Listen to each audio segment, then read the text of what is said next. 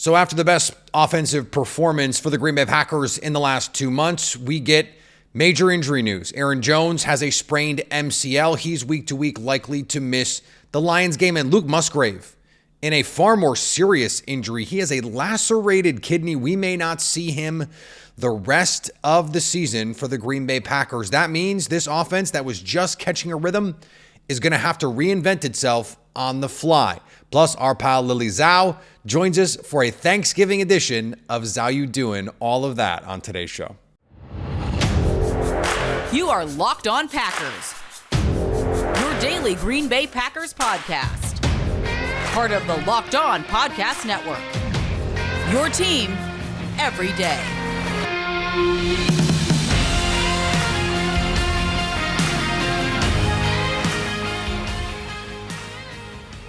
You are Locked On Packers, part of the Locked On Podcast Network, your team every day.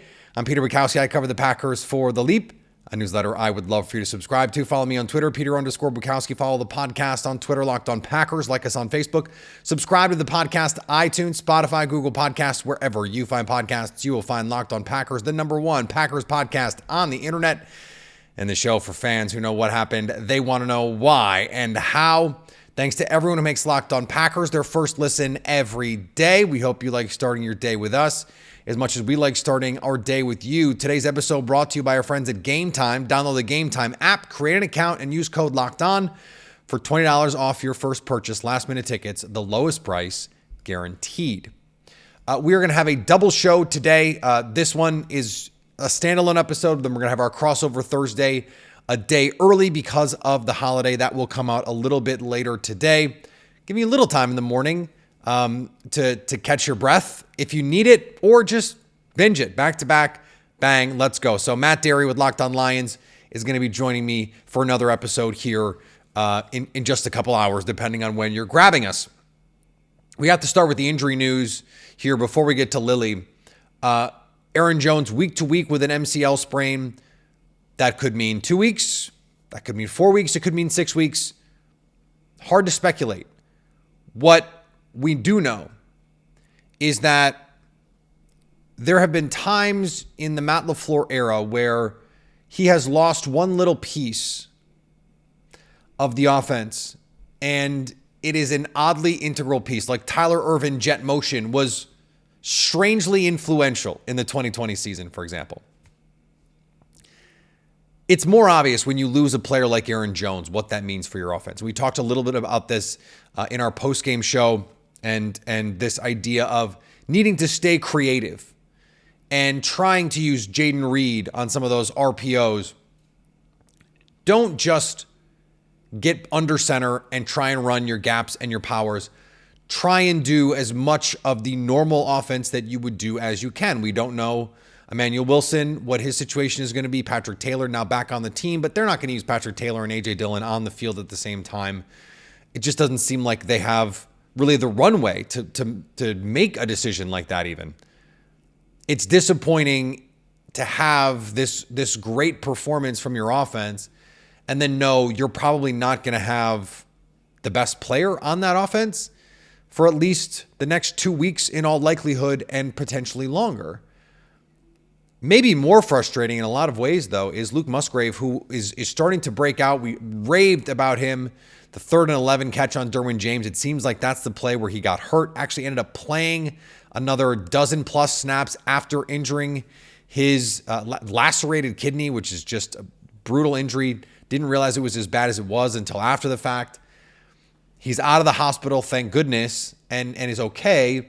But the timetable, there have been a lot of them over the years. Some guys miss a couple games. Some guys miss 8 games. It very well could be the case that his rookie season is over. And that would be a bummer for a guy who is, just I think 23 yards short of the rookie record. I said if he stayed healthy, he would obliterate the rookie record. He probably would have had it this week. I mean, 1 catch with him is maybe all it would have taken. And he had a chance, as Jason Hirschhorn wrote for The Leap, a newsletter I would love for you to subscribe to, in the conversation with Sterling Sharp, talking about one of the greatest rookie seasons for any receiver that we've seen. So that is just a bummer Like I don't really know how else to put it. It just sucks that's where his season could potentially end. On a great play, he guts it out. But man, it was really exciting to see the evolution that he was taking. This is just a hard luck injury. Like this is not injury prone guy or anything like that. Like he just lands on the ball. Unfortunate thing. It's a fluke. If you're going to be excited about anything with this, of course, obviously, goes without saying, not excited that he's hurt. But more opportunities for Tucker Kraft to show his receiving chops. I thought it was really telling after the game when he goes, "This is what I do." Basically, he was like, I didn't get drafted because I'm a great blocker. I got drafted because at South Dakota State, I ran these little swing routes and slide routes and screens, and I can make plays after the catch. Like that's what his game is. And so the near touchdown, that's something he can do. That's a way that the Packers like to use their tight ends. Maybe we'll see more boot action in a game where you have a Detroit Lions team that struggled to contain Justin Fields. Understanding Jordan Love is not the athlete or the runner that Justin Fields is, but to get him on the move and create some conflict with these linebackers and edge defenders and corners and say, okay, how are you going to play this? I think that could be really useful. Little dump offs to Tucker Kraft could be a part of that. And frankly, moving forward, these two guys on the field together, Tucker Kraft is much more the dump it off, run after catch kind of tight end. Luke Musgrave is the win down the field on 3rd and 11 against Derwin James, or you want to run sail, or you want to run that seam ball. That's what he can do. He can win vertically. Tucker Kraft can win horizontally and after the catch, and to have two different guys who give you that kind of look is really valuable to this offense. As I mentioned earlier in the week, they ran that 2-minute from 12. And now part of that is because they have 4 receivers that they can trust. So you put any 2 out there, Donyavion Wicks and Romeo Doubs, Christian Watson and Jayden Reed, mix and match. You can put them all out there and make it all work. Now that would be, to not have one of those guys. Okay, you're not going to have Jayden Reed. Well, now you don't really have a intuitive replacement. With Luke Musgrave, you have it with Tucker Kraft. And now we don't know, Jayden Reed popped up on the injury report yesterday, but if he can go, you still have Doubs, Watson, and Reed. Wicks looks like he's going to be out concussion protocol. Once he starts missing practice with the concussion protocol, you can go into concussion protocol without having one. They monitor you for your day and they go, okay, no concussion. It seems like he's in protocol because he has a concussion, which means pretty small chance he's going to play. Wicks had been emerging as a meaningful player for this team. Does that mean more opportunities for Malik Heath? I'm not worried about that spot because I think getting Christian Watson more involved, Romeo Doubs more involved, and frankly, Jayden Reed more involved is a good thing for this offense. But you hate to lose good players. And so no Aaron Jones, no Wicks, and no Musgrave. You can make the case that those have been like the 3 best players on this offense over the last month, quarterback excluded. So that's not great in this matchup with the Lions when you're trying to, pull one out and spring the upset. But that's the situation the Packers find themselves in. And Matt LaFleur, Jordan Love, those guys are going to have to MacGyver their way out of it. All right, we're going to talk to our pal Lily Zhao here in just a second to get you ready for Packers-Lions. Plus, close the loop on what we saw on Sunday in an impressive win over the LA Chargers. Things that we think can translate moving forward. Things that we can take away meaningfully. That's coming up on Locked On Packers.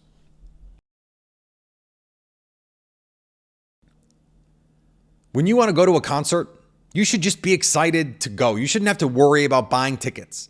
Game Time is the fast and easy way to buy tickets for all the sports, music, comedy, and theater events near you. With killer last-minute deals, all-in prices, views from your seat, and their best price guaranteed. Game Time takes the guesswork out of buying tickets. See the view from your seat before you buy, so you know exactly what to expect when you arrive. Plus, Game Time has deals on tickets right up to the start of the event. In fact, even an hour after it starts. In some cases, it's the best place to find last-minute seats. Take the guesswork out of buying tickets with Game Time. Download the Game Time app, create an account, and use code LOCKEDONNFL for $20 off your first purchase. Terms apply. Again, create an account and redeem code LOCKEDONNFL for $20 off. Download Game Time today. Last-minute tickets, the lowest price guaranteed. And thanks to everyone who makes Locked On Packers their first listen every day. We hope you like starting your day with us as much as we like starting our day with you. Locked On has launched the first ever national sports 24/7 streaming channel on YouTube. Locked On Sports Today is here for you 24/7, covering the top stories in sports with the local experts of Locked On, plus our national shows covering every league. Go to Locked On Sports Today on YouTube and subscribe to the first ever national sports 24/7 streaming channel. Joining me now from Fox 6 in Milwaukee. We're getting used to this winning thing. This is twice in 3 weeks. We get to talk about a Green Bay Packers win. Lily Zhao to answer the eternal question. Zhao, how you doing? Peter, doing well as per usual. It's turkey week, or ham week for people. So I'm excited about that, but also equally excited that we have smiles on our faces and we're talking about a Packers win. So doing well. How you doing? I'm good. I think we talked about this last year. Do you have a favorite Thanksgiving food? I like ham, and I'm weird. I'm boring. I like mashed potatoes, like a good mashed potato. No, mashed potatoes are delicious. And then gravy. Sounds great. Sounds like you got the plate figured out. Little stuffing on there, and you're good to go. I'm excited. I am too a very simple person. Like if my plate has some turkey, my dad grills the turkey, and that is a move. And so you little grilled turkey. Still got the nice skin, mashed potatoes, gravy, stuffing. I honestly do not need anything else on the plate. Like I'll eat the other stuff, but I do not need anything else on the plate. I know that sounds like the best plate ever. Add some green beans for me and I'm set. Green beans or green bean casserole? See, I just like the green beans. I'm not a fan of the casserole. So sorry, folks. As I've gotten older, I have just sort of been like, it could just be green beans. Like I don't need the casserole. Yeah. I got enough other like dense, rich food on my plate. I don't need the green bean casserole too. All right. Speaking of the Packers on Sunday, they ate their veggies and they got their big protein in. Jordan Love and this young offense did plenty of work. This was the best that we have seen this offense look this season. Is it too early to start talking about Jayden Reed as the best receiver on this team? We sort of hinted at it last week. But it feels like we're there now. We're like they seem to be shuttling this offense in large part through him. I don't think it's too soon at all. I mean, he really has emerged, and I think the performance that he put out on the field against the Chargers is another indication of why you could call him the top receiver. You know, they're moving him around on the field. He still contributes on special teams, but when he needs to make a big play and get open, he does it. And we all saw his speed and what he can contribute on that end. But I really do think that Jayden Reed is making a case for that number one guy. Not to say Christian Watson or Romeo Doubs can't get that either, but in terms of, the amount of times he's targeted and the amount of ways that they use him and move him around the field, he kind of is that X factor that, he got the offense going, and that's kind of what you need in a top receiver.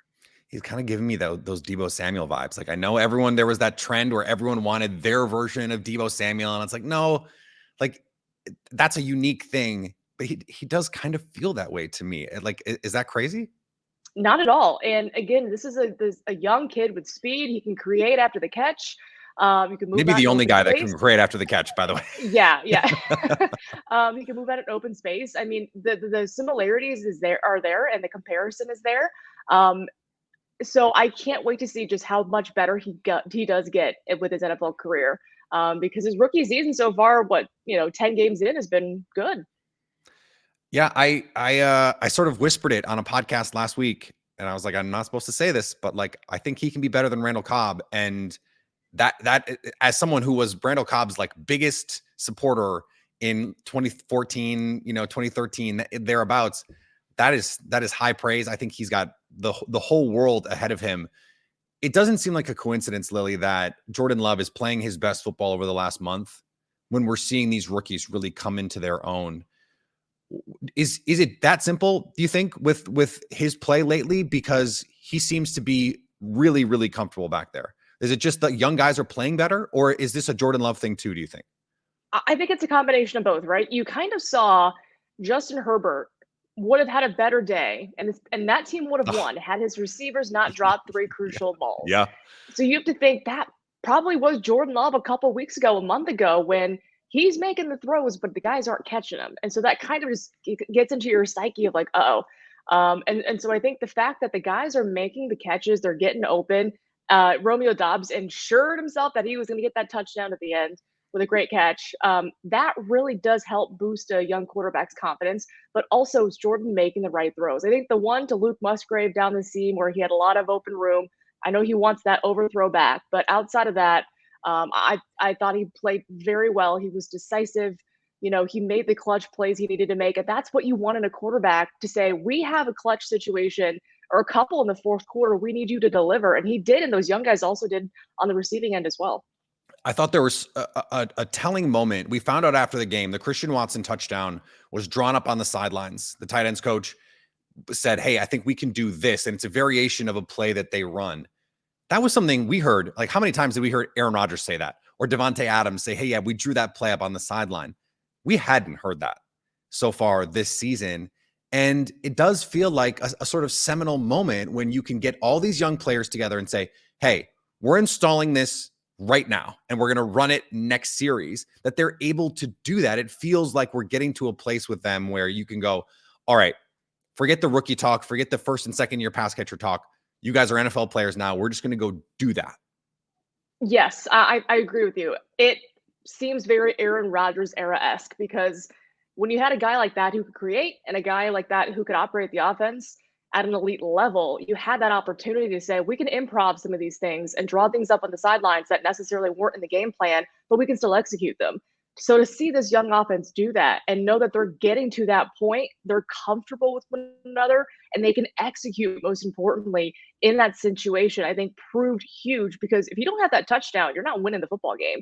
So I think that move on the sideline to draw that play up, good throw, good execution by Christian to get to the other side of the end zone to make the catch, but that was perfect. I thought that was a really, really good point you brought up in terms of the evolution of how much these guys are growing, because we talk about progress. We see it on the field, but that's also a big aspect of it, is to be able to create when it's not necessarily in the game plan.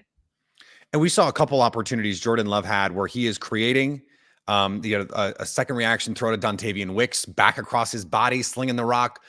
What is different to your eye about Love the last month? Because the ball placement seems to be better. He seems to be playing more decisively. Like, is there something you can point to and go, yeah, this is the reason he's playing better? I think it's just him being comfortable. And, 10 games in, you get a feel really of the speed of the game.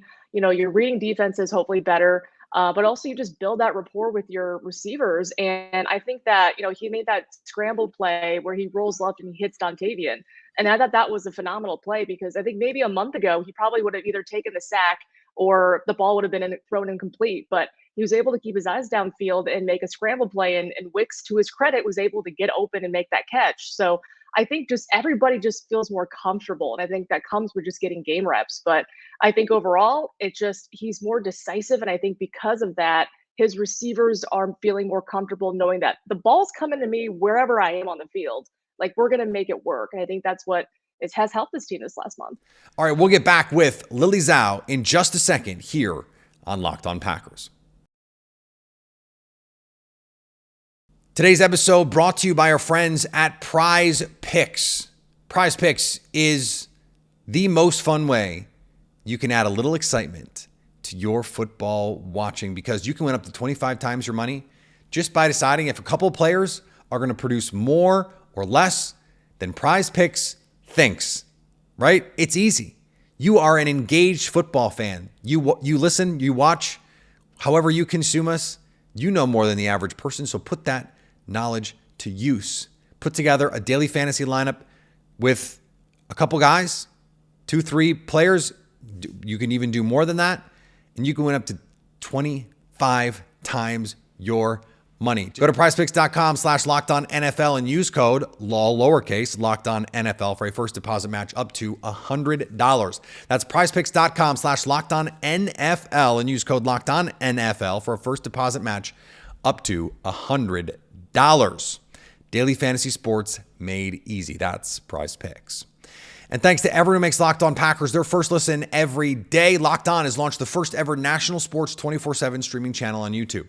Locked On Sports Today is here for you 24/7, covering the top sports stories of the day with the local experts of Locked On, plus our national shows covering every league. Go to Locked On Sports Today on YouTube and subscribe to the first ever national sports 24/7 streaming channel. We also saw Carl Brooks come through with a big play. He gets a sack in this game. Tucker Kraft has the near touchdown, but still an awesome play. I mean, it could have been, a 35-yard touchdown. Instead, it's a 20-plus yard, still a chunk run for him. Anthony Johnson Jr. does some nice things in the back end. Like this rookie class, who has stood out for you lately? Because we knew Jayden Reed, Luke Musgrave, they were going to be a big part of that. But it's these other guys that are stepping up in ways that maybe we didn't expect. Is there someone who's standing out for you right now where you're going, oh, that's more than I thought? Or they're clearly getting better in some way? That's a good question. I will say, I know we don't hear about Tucker often because it is, the kind of the Luke Musgrave show, but I will say he's out there blocking his butt off. He's out there doing kind of the dirty work and making sure that he stays on the field. And that's kind of what you have to do if you're not getting targeted, right? You're doing everything else to stay on the field. And I think yesterday kind of might be a turning point for him to say, while, you have Luke and you have me and you don't really utilize me in that way as an offensive playmaker, I'm still there. I'm still able to make these big catches. And we saw that tight rope, move by him down the sidelines. And I think afterwards I asked him, like, you got a taste of a Lambeau leap that didn't count. So does that kind of motivate you to get your next one? And he was like, I'm getting beer poured down my back and my face next, it's getting pulled every which way. And he's like, oh my gosh, but he'll do it again, of course. So I think he's making strides in that department because we don't hear much about Tucker, but he's still doing much to stay on the field. I love that. It was something that I noticed the last drive when they scored the touchdown to Romeo Doubs. I'm going, why are they not in a 3-receiver set? They're in this 2 tight end look, like the whole way down the field. They're going 12 personnel. That's not normally how you run a 2-minute offense, but that is how this team wants to run a 2-minute offense because of the way that they can use both of those guys. And if they can both be threats that way, I mean, that just gives them so many options with how they can attack teams. I was also struck, and you were able to be there and ask some of these questions with how the guys talked about Jordan Love. These young guys, Tucker Kraft, raved. I thought it was funny. He made a Tombstone reference, famously one of Aaron Rodgers' favorite movies. And the guys absolutely are raving about Jordan Love, that they're basically like, no, he's doing what we expected him to do. What was your impression of their reaction? And how much do you think that stuff matters to a team? I think it's huge because, when you're traditionally talking about a football team, the quarterback is that main guy in the room, right? He's the leader of the locker room, of the team, and he makes everything go. I think when you have respect from your players, that goes a long way because regardless of if they win or they lose, they're going to have his back. And, everyone was happy. The music was blaring. Guys were dancing. I mean, this was a happy locker room. So of course they're going to be, raving about their quarterback. But these guys, I don't think we're saying it for show. Like they truly believe that this is the guy and this is what they've seen in practice, what they know he can be. And finally, kind of people on the outside are seeing that Jordan Love is going to be the quarterback of the future, not just now. So, everybody that we asked was saying, we've seen this before. Welcome to the party. This is nothing new. This is what we expected out of Jordan. And the fact that he was able to get 300 passing yards first time in his career and the first time in 2 years for a Packers quarterback, I think says wild. A lot. It's wild. Yeah. So as we push forward here, Detroit Lions on a short week, they have not looked like the same team that they were when the Packers played them the first time. The Packers don't look like the same team when these two teams played the first time. I sort of feel like the plan that they used the first time when they wanted Jordan Love to just throw the ball over the yard, like that might be the plan this week again. What do you think that the most important thing that has changed about Green Bay that could give them a chance in this one? I think potentially it might be the ability to push the ball down the field. I think in the Detroit game, the offensive line was getting manhandled, so Jordan wasn't having much time to throw. But they also weren't pushing the ball down the field, so it made it easy for the Lions just to stack the box. So I think the last month we've seen progress in that regard. So maybe stretch out the defense and try to get some big plays, because we've seen these young guys hit 20, 30 plus yard plays. So I think that's going to be the big difference there, especially when you're razor thin at running back. You have AJ Dillon. We'll see if they call anybody up or who they add. But I mean, it's a short week. This team is injured. So, that doesn't really play in their favor. And they're on the road, hostile environment with a big game. They always have a punching chance, but it's going to be tough. It's going to be really tough because the Bears Lions game, they had a double-digit deficit with 4 minutes left, and they came back to win. So no lead is safe against this Detroit team, especially at home. And it's a short week, and they're injured. So there's a lot to overcome, but I do like the evolution and the progress that we've seen from the offense. I think those explosive plays hopefully will help them. Yeah, Chicago shooting themselves in the foot certainly contributed to the Lions able to make that comeback. And I don't know if you feel this way, but I feel like this is the best equipped that the Packers seem going into a game offensively to potentially match the Lions, maybe since that first Lions game, because I felt pretty confident in them going into that game, and that was the start of their slide. But this seems now it's all come all the way back around. It's like, okay, I actually think that this team can, if they need to, go point for point with the Lions. It's going to be a question of, can the defense get stops? And Lily, I don't know if the defense can get stops. I think the number one thing will have to be takeaways. We saw Chicago do it, right? Yep. The Bears 3 interceptions from Jared Goff. Right. 3 interceptions. I don't know if he's going to have another 3 interception day, 5 days apart.